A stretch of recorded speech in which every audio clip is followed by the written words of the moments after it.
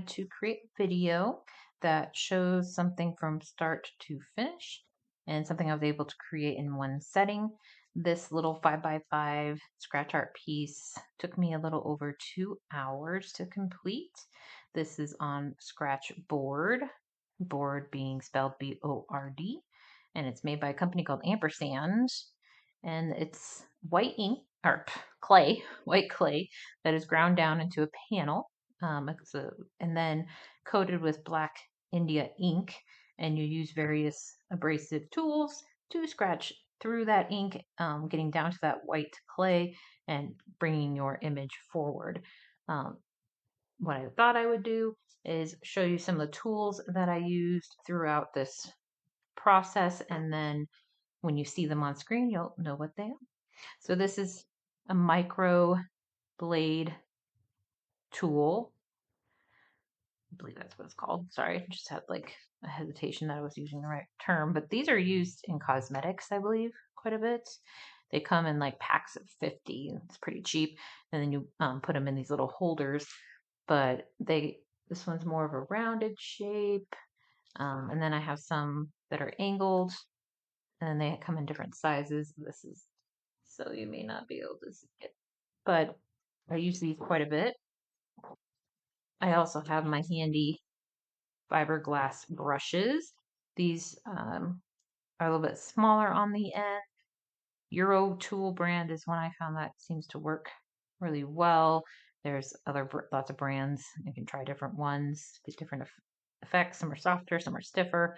This one's a little bit wider at the end, but I tend to use these. I think they're called extra small fiberglass brushes. This tool, was surprising to me how much I actually ended up using it in this piece. It came in very handy. This is a tattoo needle. They come in individual sterile packs, and again, not very expensive, and you get quite a few of them. I think this is a 5 round, is what it's called. But so they come like this, which you could, work with it, but it's a little uncomfortable to hold for a long period of time. So I bought the tattoo needle holder here. Now I can't get it back in, but so it just makes it a little more comfortable to grip and use. Another important thing I always have is a nice soft cloth for wiping away that ink as I work.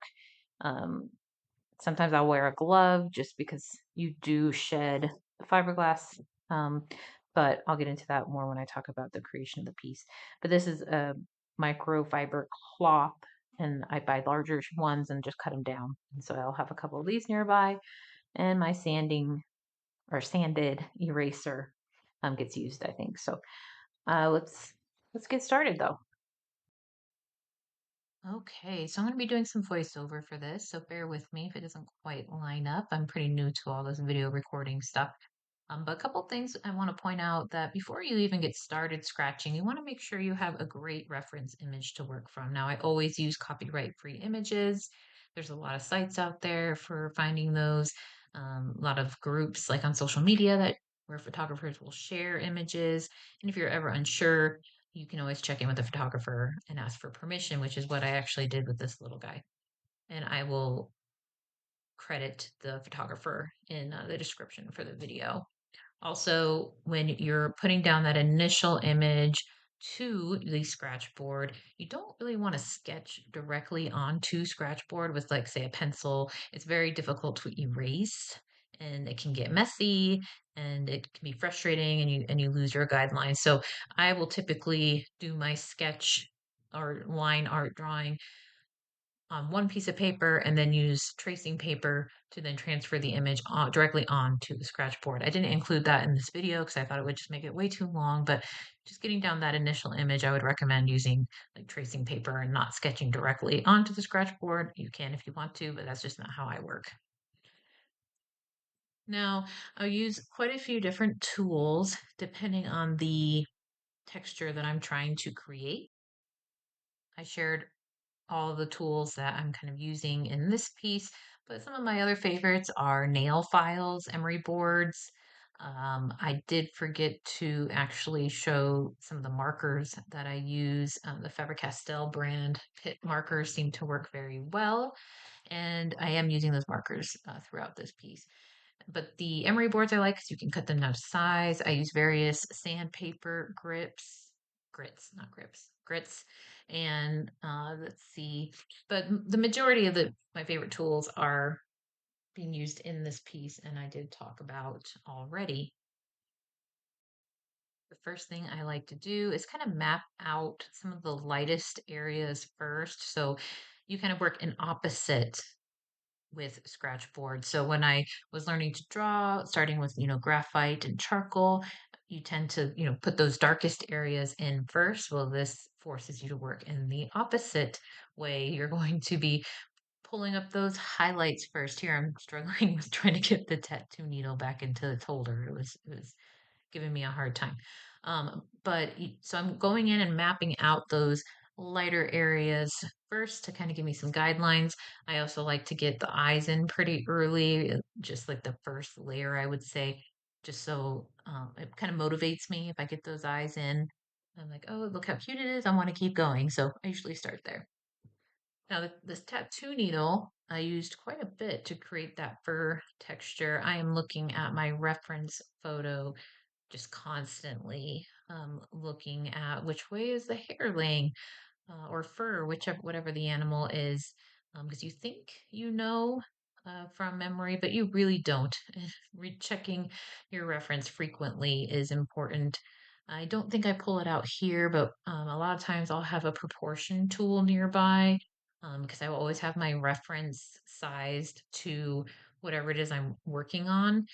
So I can use that proportion tool to just double check that everything is still where I want it to be. So I would highly recommend always looking at your reference photo. I probably check that more often. Sometimes it feels like then I'm looking at the piece of art, which may sound a little backwards.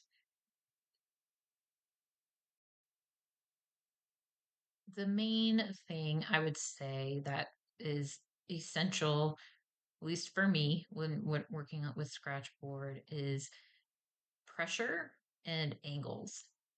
And when I say angles, I mean the angle you're holding your tool at. So you will get different effects from the tools you're using based on if, say, you're holding that fiberglass brush at a 45-degree angle versus a 90-degree angle.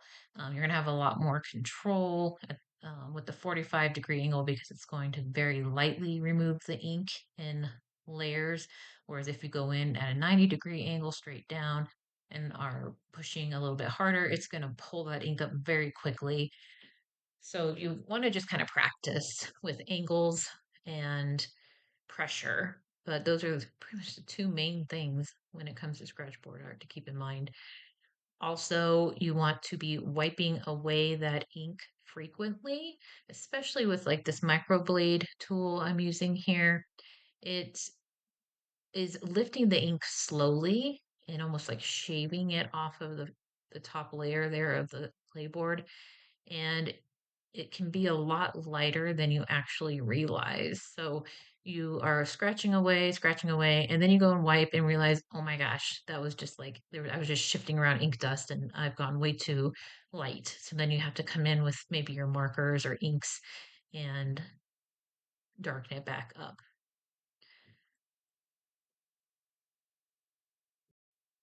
Another important piece of working with Scratchboard. Oh, here I'm kind of slowing it down to show you some detailed little hairs that can be created using the slice ceramic blade tool. But knowing your light source. So if you're lucky enough to have a great reference image, that light source is going to be pretty obvious.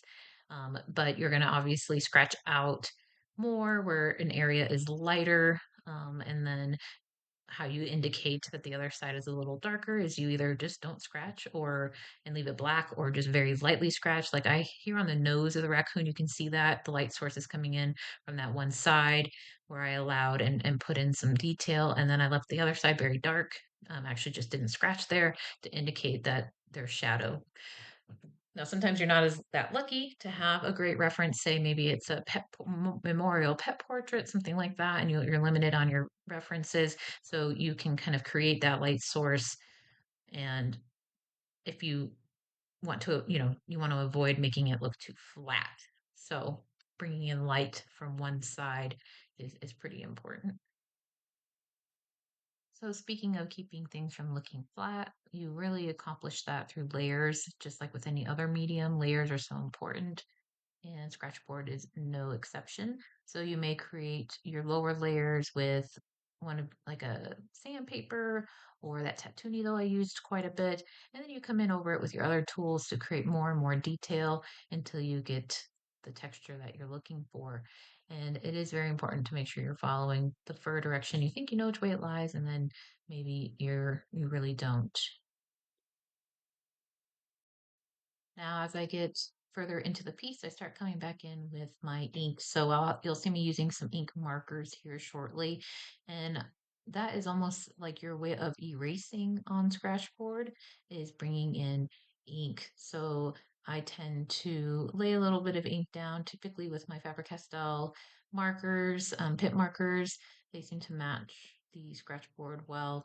And I'll kind of put some ink down and then dab it away, and then ink, dab, repeat, just like that saying there. So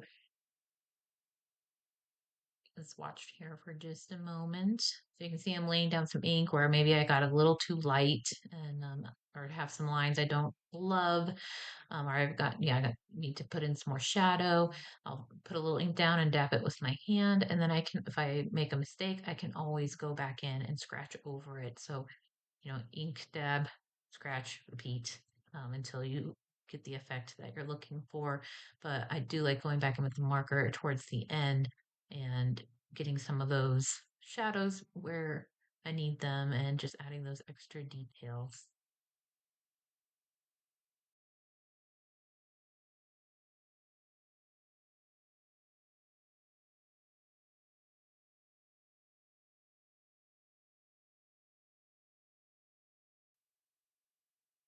And speaking of inks, you can do color on Scratchboard.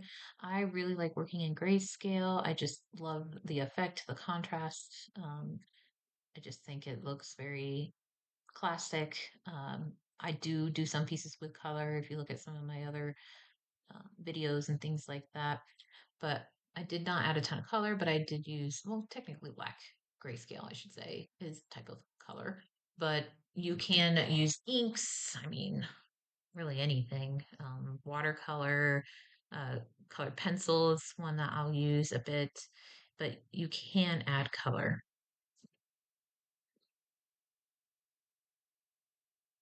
Now, I do really like the microblade tool. You've seen me use it a few times. That's the one with the colorful handle.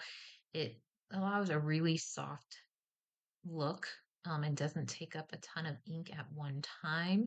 And depending again on the angle that you hold it at, you can get more fine lines or wipe away a more wide area.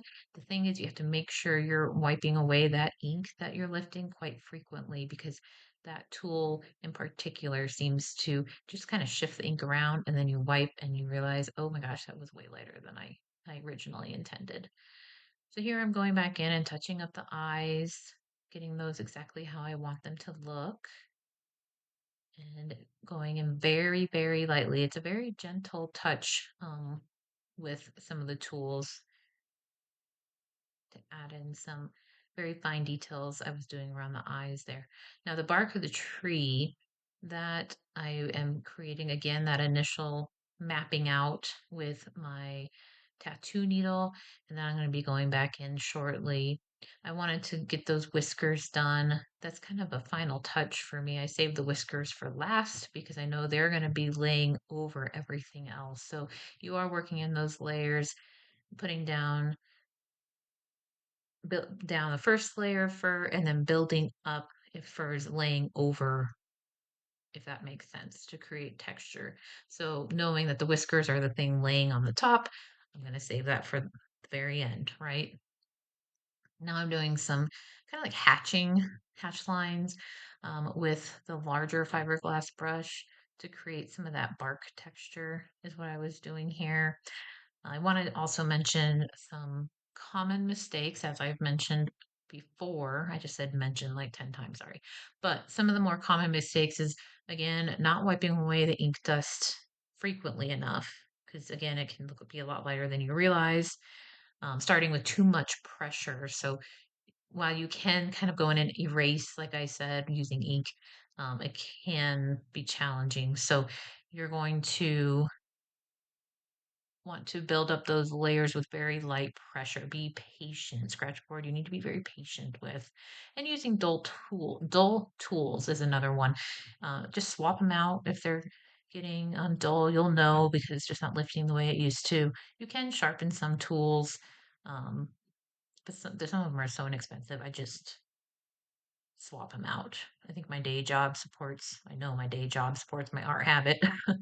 But if it becomes too expensive, you can try sharpening them as well and make sure you keep them clean and you'll get those nice precise lines.